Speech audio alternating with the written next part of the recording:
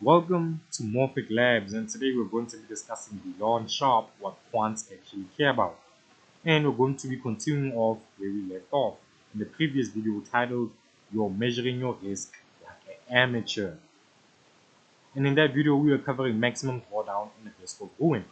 In today's video, I'll be covering better quant approved metrics. But before we get into that, do me a favor, hit the subscribe button if you want to keep up with more content like this. I would greatly appreciate it. And if you're interested in increasing your market intelligence, which if you're into trading or markets at any capacity, you should be interested in increasing your market intelligence.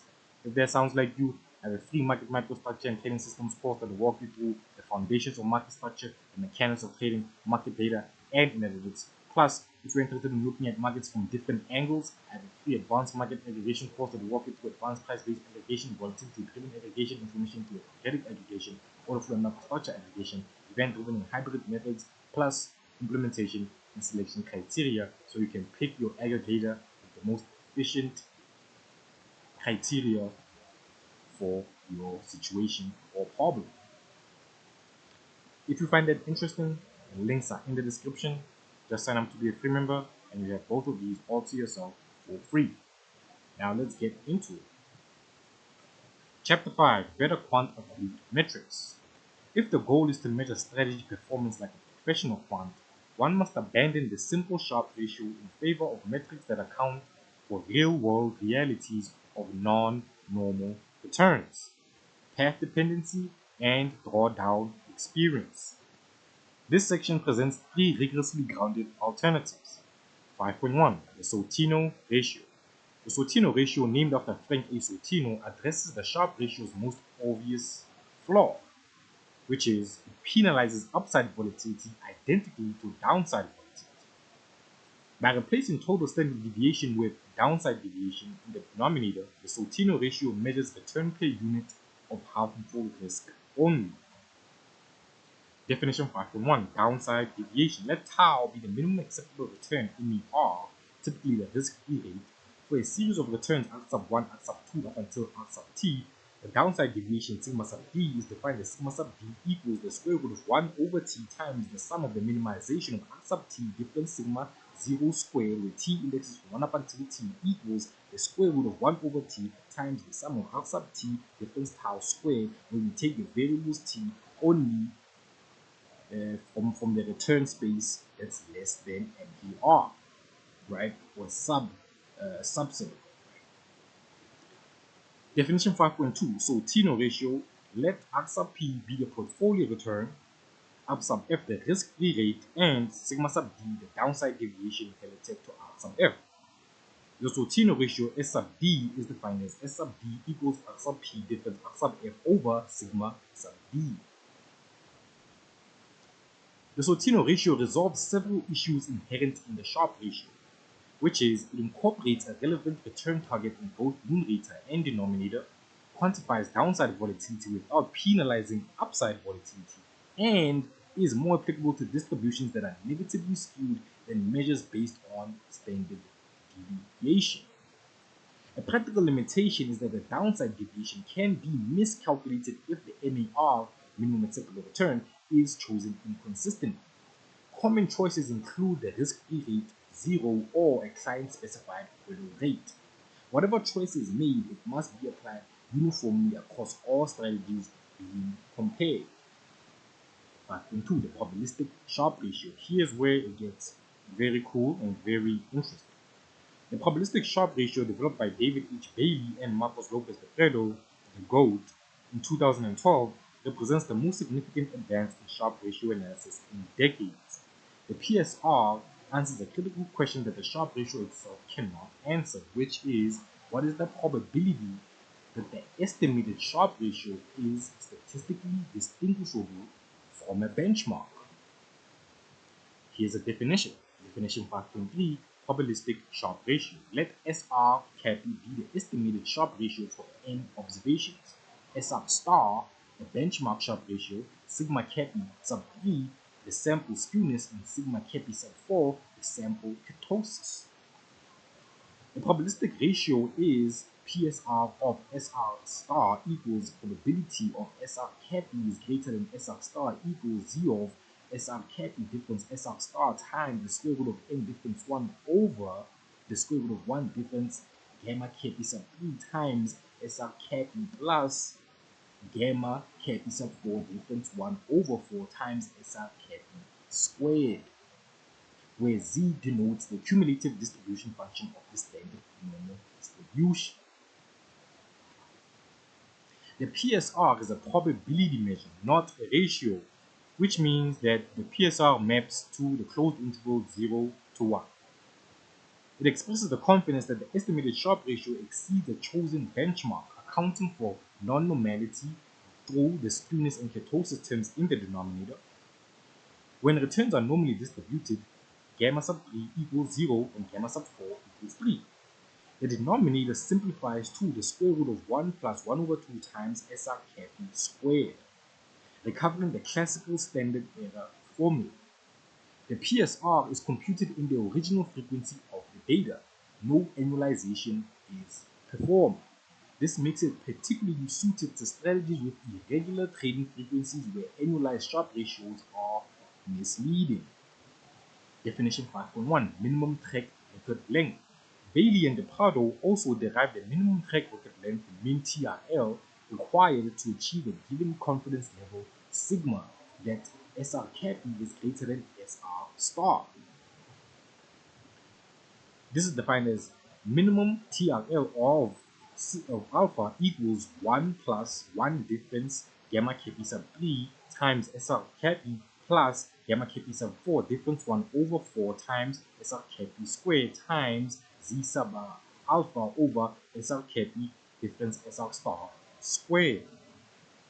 For example, a strategy with SR cap E equals 2 over the square root of 12 monthly with the skewness of sigma cap E sub 3 equals negative 0.72 and the kurtosis of gamma cap E sub 4 equals 5.78, benchmark SR star equals 1 over the square root of 12 and confidence level sigma equals 0.95 requires a minimum TRL which is approximately 59.9 months, approximately 5 years before the estimated Sharpe ratio can be considered statistically significant.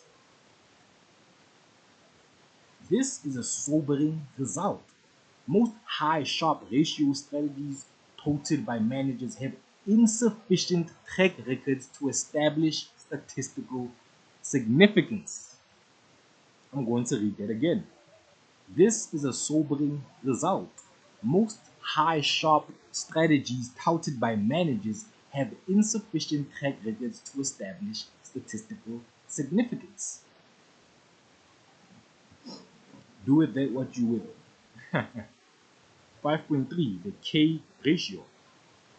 The K ratio, introduced by Lars Kestner, probably butchering that, I'm sorry, in 1996 and subsequently refined in 2003 and 2013, measures the consistency and cumulative return of a strategy's equity curve over time. Unlike the Sharpe ratio, which ignores the temporal ordering of returns, the K ratio explicitly rewards consistency of performance. Here's a definition. Definition 5.5, the K ratio.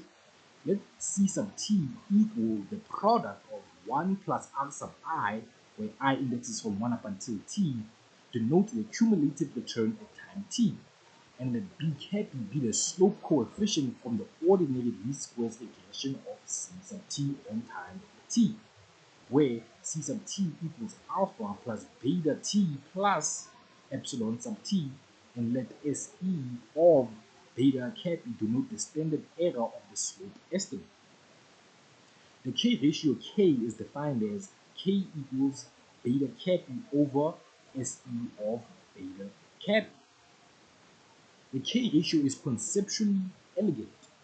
The numerator beta cap measures the growth rate of the equity curve, while the denominator SE of beta cap measures the noisiness of that growth. A strategy with smooth, consistent returns will have a high beta cap relative to its standard error, producing a large K ratio. A strategy with the same total return but erratic, noisy equity curve evolution will have a lower K ratio. The K ratio can also be understood through the lens of the T statistic for the slope coefficient. It tests the null hypothesis that the equity curve has zero slope, i.e. no trend, against the alternative that is a positive trend. A K ratio greater than 2 corresponds to statistical significance at the 95 confidence level or 95% confidence level, assuming normally distributed residuals. Here's a table for some statistical insight. Table 4, comparative summary of risk-adjusted returns. And we have 1, 2, 3, 4, 5 columns, which the first column is metric, the second is risk measure, the third is accounts for, and the fourth is blind to, the last one is best used when. Now, when we look at the Sharpe ratio, its risk measure is total volatility. It accounts for excess return per unit of total risk. It's blind to skewness, kurtosis, and drawdowns. It's best used when normally distributed returns are evident, which in the real world is almost never. If you're interested in why that's the case, I have a video titled "The Sharpe Ratio is Useless." Check it out on my channel. The next metric is Sortino, which the risk measure is downside volatility. It accounts for harmful volatility only. It's blind to upside tail shape and autocorrelation. It's best used when negatively skewed returns are apparent. The next metric is PSR, probabilistic Sharpe ratio. Its risk measure is statistical inference. It accounts for non-normality and sample size. It's blind to drawdown paths and correlation. It's best used when evaluating track record sufficiency. Then we have the K ratio, which its risk measure is equity curve trend standard error. It accounts for consistency of returns over time. It's blind to absolute return magnitude, and it's best used when comparing equity curve quality. And we have the Kalmar ratio, which its risk measure is the absolute value of maximum drawdown. It accounts for worst case drawdown experience. It's blind to drawdown duration and frequency, and it's best used when managing futures or CTAs. And that's about it for today's Beyond Quant. If you're interested in increasing your market intelligence, I have a free market microstructure and trading systems course that walks you through the foundations of market structure, the mechanics of trading, market data, and analytics. Plus, if you're interested in aggregation or looking at markets from different angles, I have a free advanced market aggregation course that will walk you through advanced price-based aggregation, volatility-driven aggregation, information theoretic aggregation, order flow market structure aggregation, event-driven hybrid methods aggregation, plus implementation and selection criteria so you can choose the best aggregator for your specific problem, situation, or strategy. If you find it interesting, the links are in the description. Just sign up to be a free member and you have both of these resources all to yourself. And if you're interested in keeping up with more content like this, I would greatly appreciate it if you would hit the subscribe button. Don't hesitate, and I'm out. Bye.